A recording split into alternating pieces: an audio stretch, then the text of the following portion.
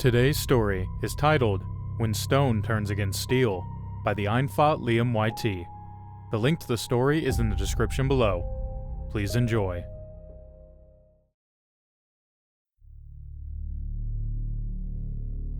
As the morning sun began to rise over the sea beyond the battlements of the castle walls, the common soldiery gazed out over it. The night had been quiet, as it had been for years now. They were armed with spears and heater shields, short swords, and their own knives at their waist. These men had held the walls throughout the night, as the soldiers had been doing since the castle was built 1,000 years ago. The battlements were chiseled into the form of dragons and wyverns, some of them furiously roaring or lifting their clawed feet. Most of the castle had decorations like this. It is hard to find a spot without a beast greeting you. Finding a new soldier was easy, as the shape of the battlements was sure to freak out any man that wasn't used to looking at them.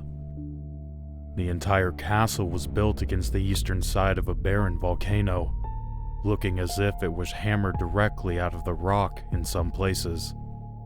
It probably was, at least near the castle's center. It had been expanded a handful of times, and every part of it had been rebuilt at some point, either because of the damage from a siege, or just plain old weathering taking its toll.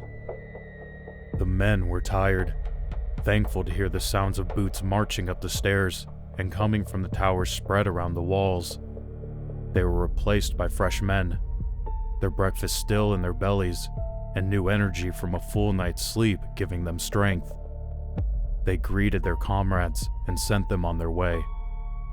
The men that held the walls throughout the night descended down the stairs, built against the walls or into the nearest tower, some of them marching as they were supposed to, while others simply walked, their shields and spears loosely hanging off their tired arms. Most of them went back to the barracks to take off their helmets, their chainmail, and the metal that guards their shins and forearms before falling into a blissful sleep. Others went to bakeries or the kitchens where breakfast was still being served, hoping to fill their bellies as well before following the rest into their bunks. The castle had a small garrison, only between 500 and 700 men depending on who was present. It didn't need more, given that the castle was built on an island. Part of the walls were built directly on the beach, thickened to withstand the tides crashing up against them. This part of the wall is always manned lighter than the rest. Only a madman would attempt to climb a wall that had its roots buried in the ocean itself during high tide. All that it actually tried to in the past had been thrown back into the sea, their bloated corpses washing up against the walls until the ocean devoured them permanently. The rest of the walls were not as prone to defending themselves, mostly rising up behind large fields, and in some places, forests where the castle's defenders and the nearby village's rangers had to keep at bay by hand. 3 gates led it into the old castle, one of them leading directly into the ocean, guarding a small bay that was used to hold a small fleet of naval vessels, more use for transportation than fighting. It has been 50 years since the last time it was attacked, yet the castle guards could not allow themselves to slack off. On a daily basis, they train with swords and spears and shields and all kinds of weapons, keeping their abilities sharp and their blacksmiths busy with preparing and reforging everything that needed to be after the intensive training. Hours later, the guards on the wall were watching the fields, the forests, and the sea down below. It isn't often that they see somebody trying to sneak in or escape from the dungeons, but they are the last line that could catch them.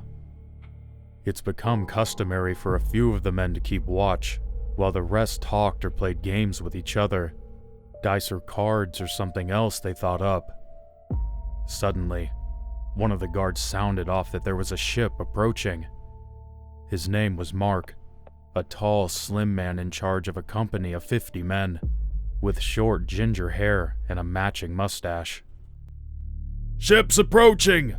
I don't recognize the sigil they fly on their sails, he says. One of his men, older and experienced, looks over at the ship. It's definitely foreign. No one that trades with the castle has a turtle on their sails, he says with a light chuckle under his words. Mark raises his spear, bringing the butt of it down onto the stone beneath 3 times. A guard atop a nearby tower nods down at him before raising a horn into the air and blowing it 3 times. A few of the guards follow Mark as he descends from the walls and quickly marches to the gate by the sea. They head up to its gatehouse, joining the few comrades that were there. Who are you, and what is your purpose? Mark calls out to the ship waiting below them in the water. We wish to sell our goods and restock our provisions, sir. A strange man answers. His skin is painted green, something that Mark hadn't seen before. He truly must have came from afar. Weird armor protects his body. Your ship will be searched upon docking. Do not bear arms against us, stranger, or you will end as fish feed. Mark calls down to him before giving the order to open the gate. It creaks open slowly, pushing massive amounts of water away as the gate's operator slowly turns the cranks. Below the waterline, the gate was little more than a steel grid covered in rust. Because of the height of this gate, it wasn't protected by a second lattice gate, though made thicker to make up for it. The turtle ship passes into the bay, and the gate is shut again. A few soldiers guide the ship towards a wooden dock. As soon as they tied down, the soldiers rushed onto the boat and began searching it. It doesn't take long to search this ship, though checking the men and goods they carry would take longer. That could partially be done off-ship, however. Mark is the first to speak with the captain, finding out his name is Otto. His crew called him the Tortoise, since he is a large man, armored in large, overlapping plates that were painted and decorated to look like the titular animal. His shield was the shell of one, with ribbons inside to attach them to his arm. You must follow me to the keeper of this castle, Lord Robert. He will want to know where you come from and what you plan to sell. Our men meanwhile will search the goods, he explains. Lead the way, Otto replies, a thick, sort of blocky accent in his voice that Mark hadn't noticed earlier. Mark, along with 4 other soldiers, escorted Otto through the castle, past the markets and the barracks, up the great staircases and through sunlit hallways, until they finally reached the main hall of the keep. Mark walks into the hall, him and his soldiers bowing softly before announcing who he had brought and what his request was. You wish to sell goods in my castle, Where do you come from, turtle? I do not recognize your sigil or your branding, Robert says in a deep, cold voice while sitting high on his throne, chiseled out of a large block of black marble. His cheeks are covered in a deep, bushy black beard, while his head was covered in a soft carpet of short black hair. Otto nods before answering the question. We come from the Far East, sir, beyond the boiling sea. Our origin is far beyond the shadows at the edge of your world, he explains. Beyond the shadow? I was unaware that there were people, let alone cities, living so far from us. You bring goods into my castle, and now you wish to sell them and buy provisions from us, and nothing more. It is a long way home for you to just sell things, Robert says, standing up from his throne and walking towards Otto. I don't believe you. Through my castle you are planning to creep, cast spells on my soldiers, and take my throne from me. Is that it? My lord, this man barely brought enough men to man his ship, Mark says with a careful tone. The current lord is a bit irritable, to say the least. Mark knows this. You vouch for this man? All right then. Captain, you may stay for 2 days. Tomorrow, you may sell your goods, and the morning afterwards, you and all your men will leave again. Mark, you will clean up the mess if these people cause trouble. Robert says before throwing up his hand, gesturing to Mark that they may leave now. Mark and his soldiers, along with Otto this time, bow softly before turning around and leaving the hall again. On the way back to the ship, Mark explains Robert's mean demeanor to Otto. Apparently, so the people say, the Lord has been battling a sickness lately, and the headaches he has from it brings his mood to an everlasting low. This was a surprisingly positive greeting, Mark adds. Otto seemed unamused by the explanation, but he says nothing about it. He has no problem with staying for 2 days, given that that was the plan anyhow. As they come back to the dock, a problem already arises. One of the castle soldiers was attempting to search one of the sailors' pockets, but he won't let him. Mark and Otto both quicken their steps to intervene, but they're not fast enough. The man draws a knife out of his robes and slashes the soldier across the eye, teaching him the value of a helmet. It makes him stumble backwards and fall onto his knees on the deck of the ship, hands over his eyes as blood pools out from it. Other soldiers tilt their spears down, threatening violence, when Otto's mouth suddenly erupts with a wordless shout. He draws his own weapon, a thin-bladed sword with a golden crossguard, and cuts off the sailor's hand, making it and the knife still clutched within it fall to the floor. The second cut falls before the man even has a chance to scream, slicing his neck open and forcing him to die where he stands. "Please, my friends, raise your spears. A cup of rum or fine wine for each of you, and a barrel for the man that was harmed," Otto called out loudly, making sure every soldier around can hear it. Raise your spears! Mark calls out while walking to his wounded soldier. After a quick glance at him, he calls for someone to take him to the infirmary. Are all of your men this prone to violence? He asks Otto. Otto looks around, checking his remaining men. Perhaps they were, but not anymore. This man, I set an example with him. The rest won't want to join him, he explains. With a nod, Mark turns away and tells his men to continue their search of the goods and the men. As promised, 2 of his soldiers picked up the dead man in his hand, bringing him up onto the wall where the tides had already pulled away before throwing him over it. The tide is low, making the corpse land on the white sand beneath before the hand is dropped onto it. The sand beneath and around the body is quickly soaked and red. The tides, however, always devour what the castle provides them, sure to wash it away. In just a few hours, the soldiers know he would be gone for good. The goods and men have been fully searched before that happens, the sun setting as the searching is finished. They are given permission to do their business as discussed tomorrow. Tonight, Mark adds, they may enjoy the castle's few taverns if they wish. The night is long, the castle soldiers and inhabitants drinking and singing together with the strangers from the ship, enjoying their peaceful lives as they have been for years now. It wasn't anything new.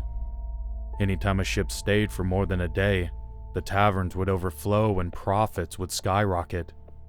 The tavern's only proper clear-out as the sun begins to rise again, though most of the ship's men had gone back to it to rest for the night before the moon was even halfway across the sky. Mark, however, didn't join in on the fun, having gone to sleep as soon as the sun was gone. The sound of soldiers rushing through the streets greeted the morning, panic in their steps. Every soldier was awake, frantically searching. Mark was among them, commanding his own men on where to look. Overnight, 150 soldiers and people living within the castle had disappeared. No one could find anything.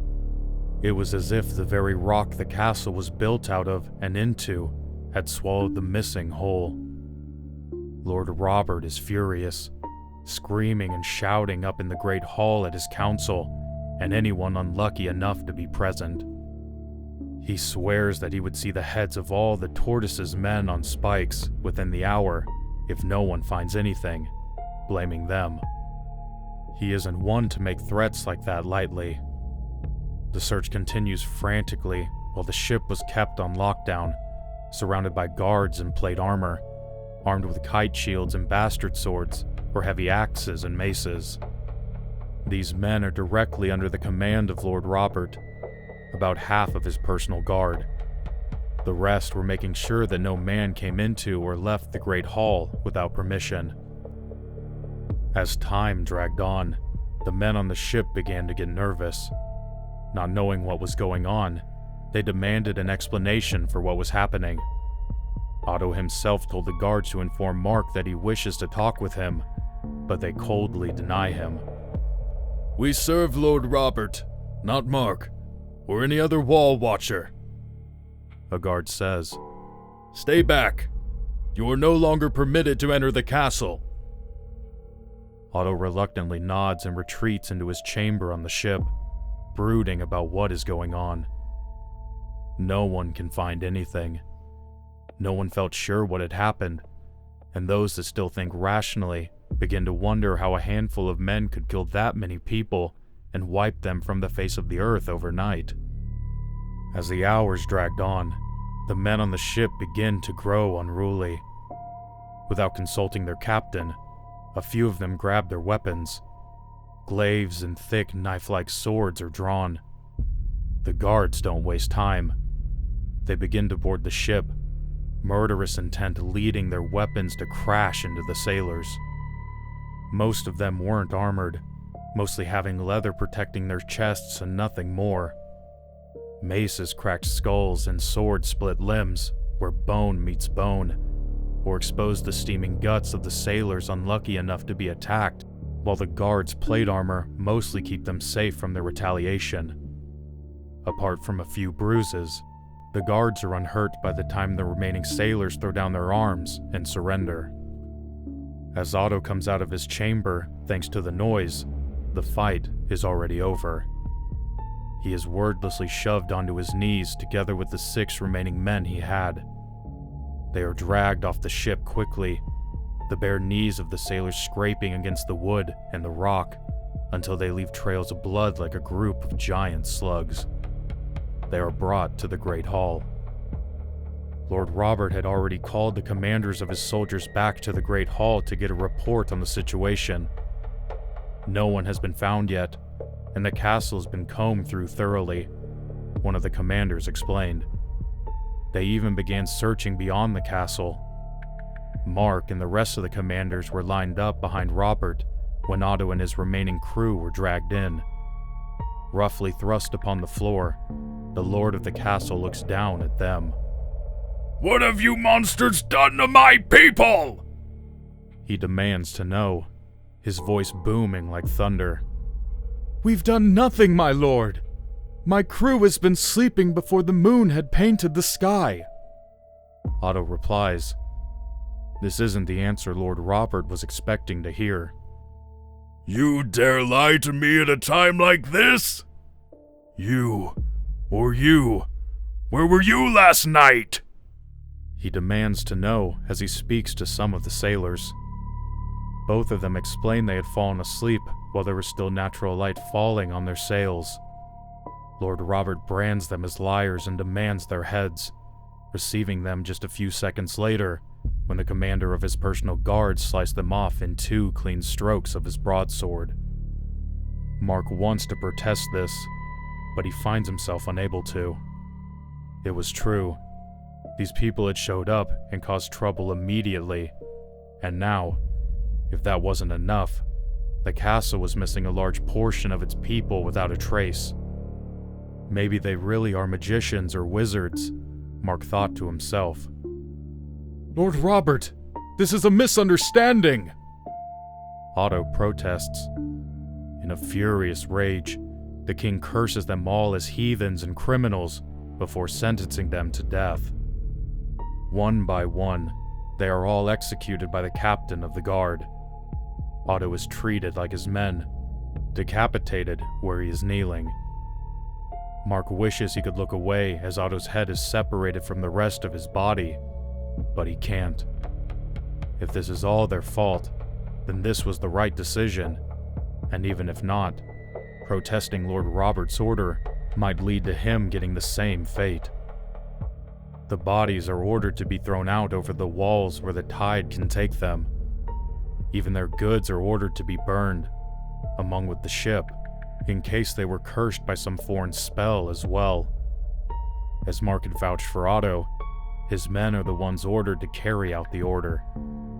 Mark is excused from the Great Hall, and so he leaves once his men arrive to carry the bodies away. He leads them to the wall, listening to the waves crash against the stone before he orders them to begin. One by one, heads and bodies are thrown over the wall. None but the battlements watch as the order is carried out. Mark looks at them, noticing that down the line, two of the dragons were now facing each other instead of looking out over the sea.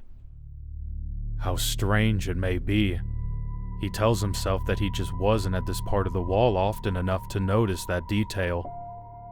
Maybe more parts of the wall have such quirks he never noticed. The rest of the day was spent with preparing the ship for its roast, sailing it out to the sea and lighting it up. Many people came onto the wall by the sea to watch as it burned.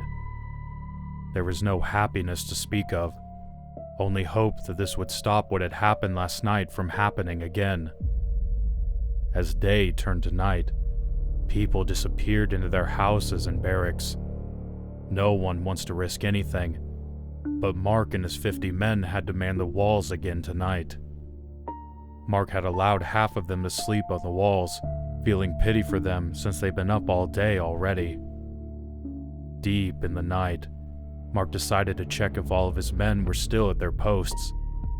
He walked across the walls, checking each soldier individually. They are tired, and the ones that are sleeping are left undisturbed, but they are present. However, the further away from the mountain he comes on the walls, the more spaced apart his men are. He told them to space themselves so that no guard was alone at their post, and to be honest, they weren't. They were gone. The men they were with hadn't even noticed their absence, guarding 50 meters of wall between the towers in pairs, in the dark, and of course some things would go unnoticed, but by the 5th man, he stopped to ask, "Where's your partner?" Mark asks the man before him, looking at him coldly. "Isn't he sleeping over there?" "Oh no, no, no!" he exclaims as he realizes what happened. His demeanor changes when he notices that he wasn't gone entirely without a trace. There's a spear laying over there, just where he was resting." Mark turns around and sees it too. A spear, alone on the wall without anyone to use it. He tells the man to keep his eyes open and begins to walk faster. He finds more and more loose weapons, shields and swords and spears. Finally, he stumbles upon a helmet by the thickened wall against the sea. No one is there. Blood stains the ground beneath him, but nobody is around, and there are no signs that anyone had caused this. Not even a footprint in the blood. Looking out over the walls, Mark leans between the battlements. As he does, he notices that these two were both looking inward, towards the splatter of blood. He takes a few steps back, raising his shield at them. He has an uneasy feeling in his stomach as he looks back and forth between the two. With the sound of stone rubbing against stone, the rest of the battlements turn towards him in unison. His eyes go wide in surprise and fear before the two he had originally been looking at pounce towards him. He takes a step back intending to guard himself with his shield when he suddenly slips in the puddle of blood. He lets out a short scream as he falls, followed by eternal silence as he lands on his helmet first, breaking his neck. Lying there dead, the battlements descend down onto him like vultures, tearing him apart piece by piece, devouring the evidence quickly before returning to their posts, turning to stone again and resuming their eternal watch.